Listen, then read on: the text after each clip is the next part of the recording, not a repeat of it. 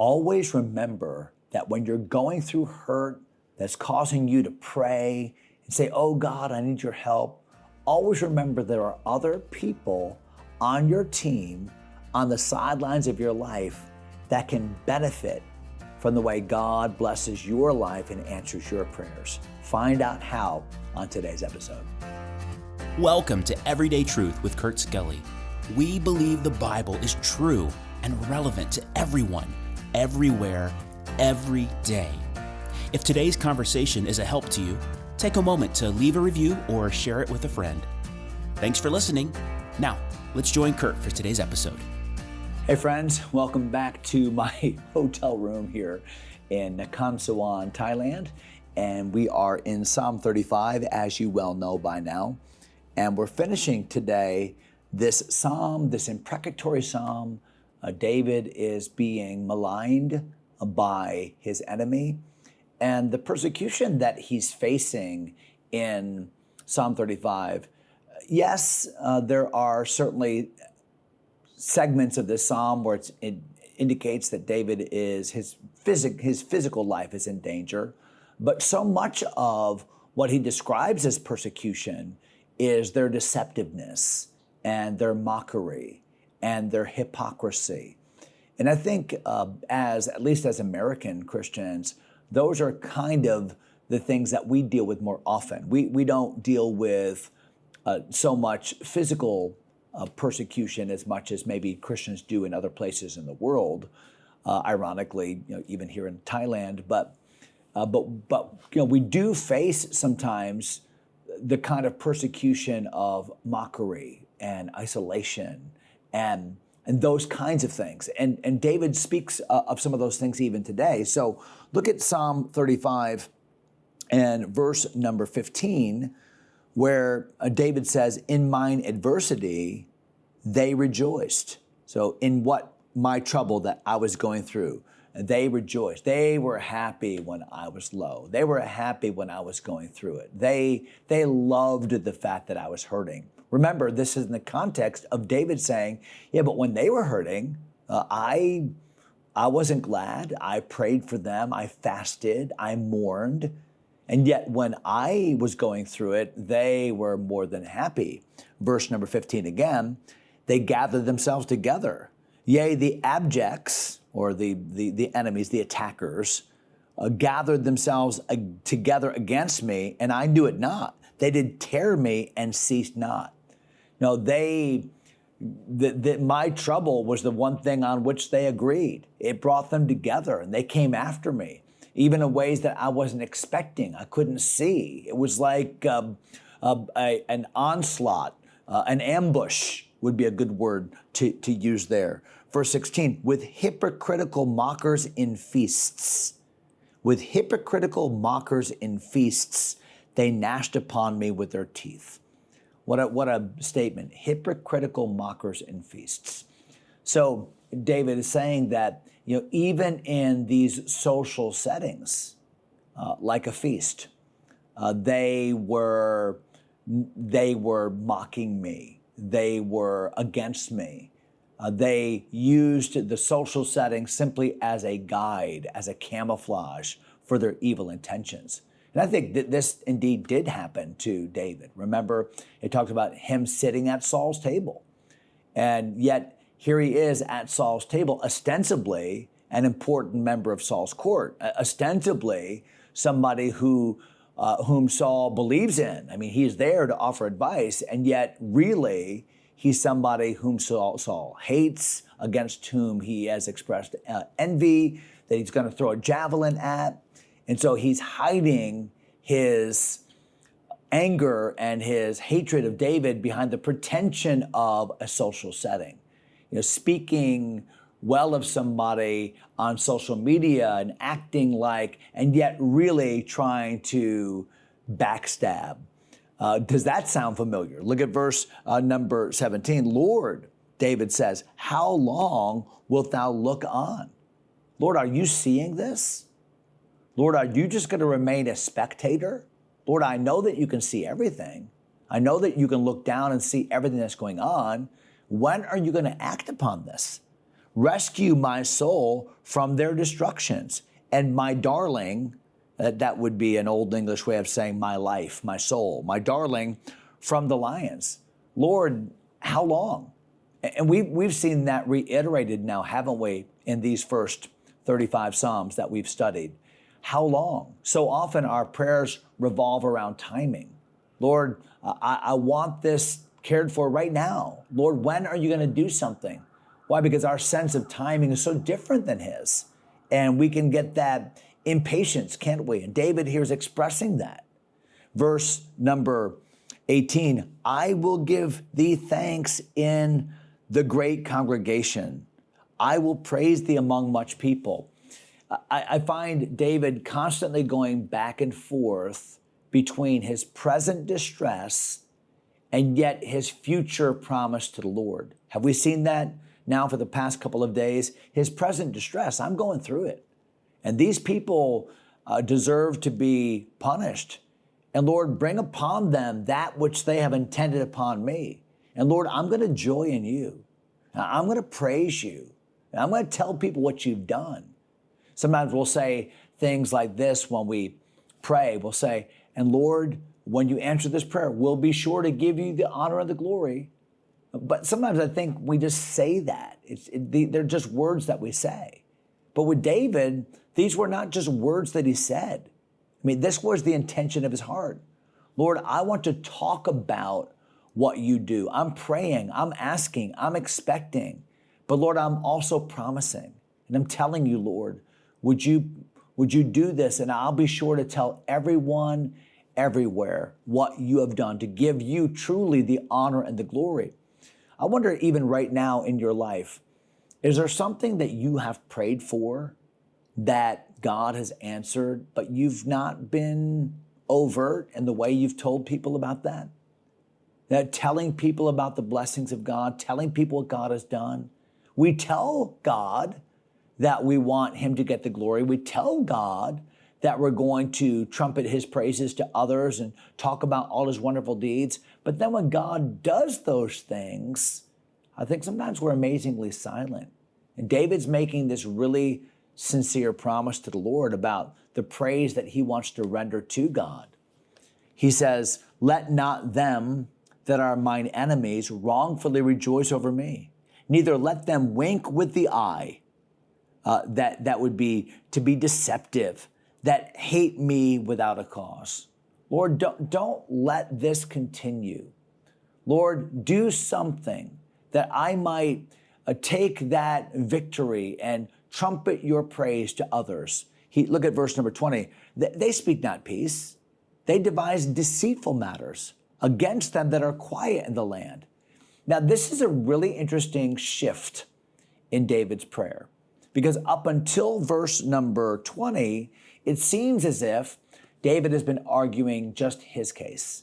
Lord, this is what they've done to me. This is how I feel. This is where I am. This is how they're trying to hurt me. This is the adversity that I'm going through. And he's expressing his personal hurt in verses 1 through 20. But watch the subtle shift now in verse number 20, where David says, they speak not peace. They devise deceitful matters against them that are quiet in the land. Now we're talking plural, them that are quiet. These are people that are bent to cause trouble. These are people that are looking to hurt others. And they're attacking people that are quiet in the land, that people that did not ask for this, people that are not stirring up controversy, people that are passive and innocent. And these people are obnoxiously, overtly, and intentionally causing these issues. Lord, look at their presumption, is what David is saying. Yea, they opened their mouth wide against me, David said, and said, aha, aha, our eye hath seen it. This thou hast seen, O Lord. See, they're making false accusations against David. Aha, aha, we've seen it. We've seen the way you behave. We're looking at you. Isn't it interesting how evil people are so good at seeing the mote that you have and not seeing the beam that they have. And that's what's happening here in verse number 21. We see it. But watch David's response. I love this in verse number 22. This thou hast seen, O Lord. They think they can see. They're pointing out things in their criticism. They're pointing out things in their false accusation. But Lord, you're the one that really sees. And just understand this. They may claim to see something, but God is the one with 20/20 vision. Even better. This thou hast seen, O Lord. Keep not silence, O Lord. Be not far from me. Stir up thyself. Awake to my judgment, even unto my cause, my God and my Lord. Watch how he reiterates the prayer of the early part of the psalm in verse number 24. Judge me, O Lord my God, according to thy righteousness. Let them not rejoice over me. David is very keen to keep God's character, God's reputation, and God's standards in front of him. Because it's easy to get lost in our hurt, in our own emotions, in our own perception of justice, looking through the lens of our own pain. And David said, no, Lord, judge according to your righteous judgment. Judge according to what you know and what you see, not according to what I think I know and the way that I feel. That's important. Now, it's not wrong to express to the Lord how you feel, but never let your feelings be the objective grounds on which God deals with people. Boy, that would be a horrible thing. And so it's not my emotions that are objective. It's the righteousness of God. And David's very careful to say that and remind himself by saying this out loud to the Lord. He's reminding himself of this very thing, isn't he? Let them not say, speaking of the enemy, verse 25, let them not say in their hearts, so we would have it. Let them not say we have swallowed him up. Lord, don't let them have the satisfaction of thinking in their heart, of saying to themselves, we won, we got it, we were right. Lord, show these wicked people, show them in their pride and their arrogancy, show them the error of their ways. Now, I think for David, as a human being, part of that is, I'm sick and tired of it. Lord, get them. But I think there's a deeper thing here, and that is that the best thing that can happen to an evil person who is using his power or his feigned intelligence to hurt other people, the best thing for him is to be judged in that moment, not to be able to persist in that sin. Why? Because the longer he persists, the more judgment he's inviting, the deeper he gets into that sinful addiction. It's what we said so often here on this podcast, and that is the best thing that can happen to us is to get caught, right? Because that's where it ends. Look at verse number 26. Let them be ashamed, David says, and brought to confusion together that rejoice at mine hurt. Let them be clothed with shame and dishonor that magnify themselves against me. You know how indicative that is of evil. Evil has a desire to hurt other people, either verbally or physically, emotionally. They just don't want the best for others. I think that's a good checkpoint for you and me. In your current situation, do you want others to hurt? Do you want others to, that's an indication of the heart, isn't it? Sometimes that's an indication as to why we've said those hurtful words or engaged in that hurtful activity or that even that hurtful passivity, like ignoring people and passive aggressive comments. And David said, Lord, don't allow this. Now, I love the last two verses of the Psalm because the whole Psalm kind of shifts in its focus. And I really want you to see this. So if you're halfway sleeping right now, wake up, okay, and listen to these last two verses. Here they are. Verse number 27, let them shout for joy and be glad that favor my righteous cause. So throughout the whole psalm, David's talking about the enemy and the enemy's attitude and the enemy's devices, and Lord, how long, and Lord, take care of them. But now, in the last two verses of the psalm, David shows us, but wait a minute, there are other people that are on the side of right.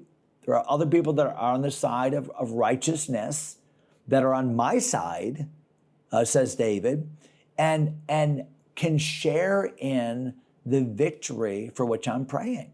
So let them shout for joy and be glad that favor my righteous cause. Yea, let them say continually, let the Lord be magnified, which hath pleasure in the prosperity of his servant. Lord, by helping me, you're going to be sending a message to all the people that are on my team, all these people that are with me in this cave, perhaps, or these people that have stayed faithful in this rebellion of Absalom, or whatever the situation was that provides context for this psalm. David is saying, Lord, by answering my prayer, you're showing yourself strong on the behalf of our entire team. Isn't that a great thought? Dad, as you pray and ask for God to do that mighty work in your life, that God can be teaching your family something. Or pastor, as you're praying for that special need in your church and asking for God to show himself strong, and Lord, care for the situation, that your church might rejoice in that as well. Why? Because we live in community, and there's great benefit to the way God answers one prayer for the benefit of many people. Look at the last verse. My tongue shall speak of thy righteousness and of thy praise all the day long. So David, again, just ends the psalm with that commitment. Lord, do this. Answer my prayer. It'll be a great blessing to all those that are on the team. And Lord, I just want you to know, I'm going to talk about you. I'm going to praise you. This is going to be the theme of my day. Lord, if you'll just do these things that I'm asking for. I wonder if that might be a good way for us just to leave this psalm today, leave this episode today, just to read that verse again. My tongue shall speak of thy righteousness. I'm going to speak about how good and right my God is, and of thy praise all the day long. How about that for a commitment today? When you go to work, when you go to school, whatever you're doing today, why don't you just make a commitment? I'm going to talk about God all day long. That would be a good commitment. Hey, thanks for listening. Hope you have a great day in the Lord. God bless you, my friends.